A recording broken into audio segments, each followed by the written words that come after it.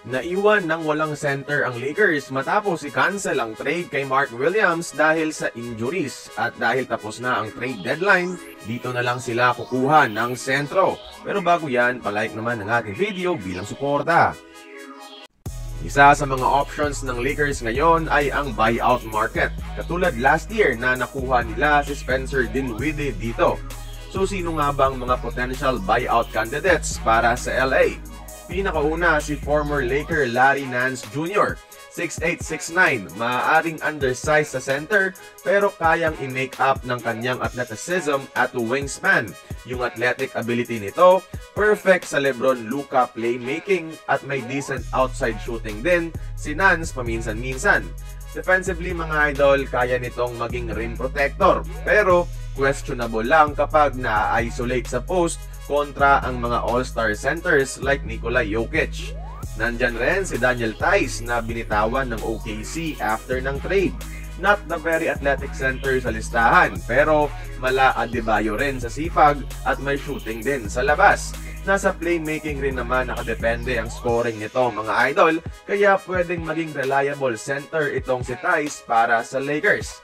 Ang last one ay si Chris Boucher. Kung gusto ng Lakers ng immediate impact kagad, itong si Boucher galing Toronto ang sagot. 7-footer na may outside shooting, athleticism para sa mga pasa ni LeBron at Luka, at higit sa lahat rim protecting. Di nga lang sigurado kung kaya nitong bumantay ng mga all-star centers. Pero again, walang guarantee dito sa buyout market. Kaya dito tayo dumapo sa mga top candidates sa free agency. And of course, di mawawala si Dwight Howard. 2 years since huling naglaro sa NBA pero ang pangangatawan at athleticism nandyan pa rin, especially sa depensa. May decline sa laro, oo, pero kaya nitong pahirapan pa rin si Nikola Jokic.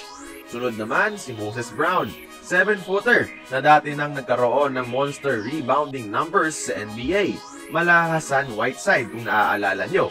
Halimaw ngayon sa G League at makakatulong talaga sa rebounding at depensa ng Los Angeles Lakers.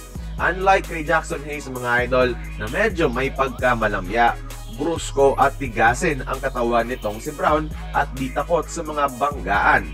Ang huli ay ang 7'1" Senegalese center na si Ibu Badji, 22 years old, perfect sa future ng Lakers.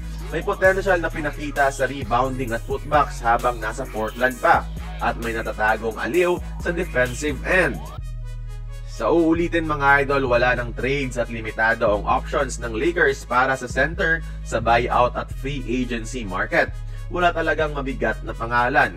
Okay na sana si Mark Williams pero buti na lang na-uncover nila ang mga health issues nito.